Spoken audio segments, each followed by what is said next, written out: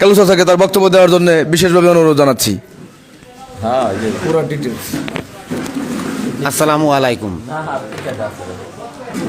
15 নং রশিদপুর ইউনিয়ন 4 নং ওয়ার্ড আমাদের যে রশিদপুরের হাই স্কুল, সেই হাই স্কুলে আমরা এই যে বিগত 15-16 বছর যে যুদ্ধ করেছি, এই যুদ্ধে কোনোদিন তাপস উকিলের আমরা আমাদের পাশে পাইনি। সে হুট করে 5 তারিখে পরিবর্তন হওয়ার পরে সে মিষ্টি নিয়ে আসে আমাদের মিষ্টি খাওয়ানোর জন্যে। যে 16 বছর আমাদের হারিয়ে গেছে, সেদিনকে এক বিন্দু তার আমাদের কোনো ছায়া, তার কোনো সহযোগিতা তার আমরা পাশে পাইনি। সে এই মুজাফফরের নির্বাচন করেছে, তার ঘরে অফিস করেছে, এটা আমাদের সবারই চোখে দেখা, এটা অন্য কারো চোখে দেখা না, এটা আমাদের নিজের চোখে দেখা। এই শুনি অমক ওয়ার্ডে এত টাকা দিছে, অমক জায়গায় এত দিছে, অমক জায়গায় এত দিছে, অমক রুমরাও পাঠাবো, আমরা সব শুনি।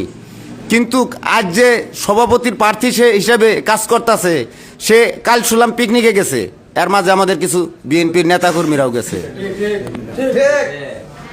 কাজে আমাদের উপরের যারা নেতাকর্মী আছেন তাদেরকে আমরা বলতে চাই, আমরা দল করেছি, দল ভালোবেসে করেছি, কারো পকেট ভারী করার জন্য করিনি, কারো পকেট আমরা ভারী করার জন্য দল করিনি।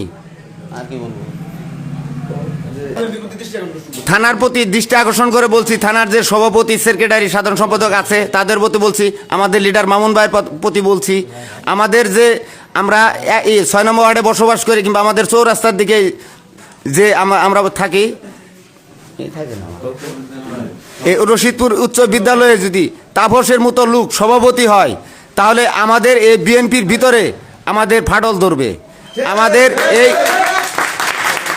আমাদের উপরে যে নেতাকর্মী আছে, আমাদের ইউনিয়নের লিডার আছে, আমাদের থানার লিডার আছে, মামুন ভাই আছে, আমরা দৃষ্টি আকর্ষণ করে বলতে চাই, যদি এটা আপনারা ভেবেচিন্তে দেখবেন, দলের দুঃসময় সে পাশে ছিল না, সবারই অনেক কিছুই জানা আছে, আমাদের মামুন ভাইও জানে, আমাদের এই ইউনিয়নের যে নেতাকর্মী আছে তারাও জানে, হয়তো বা 2-4 জন এই তাপস ভাইয়ের মতোই ছিল, তারা কিন্তু তাদের পাশে এখন ঘোরাফেরা করতেছে, অন্য কেউ না।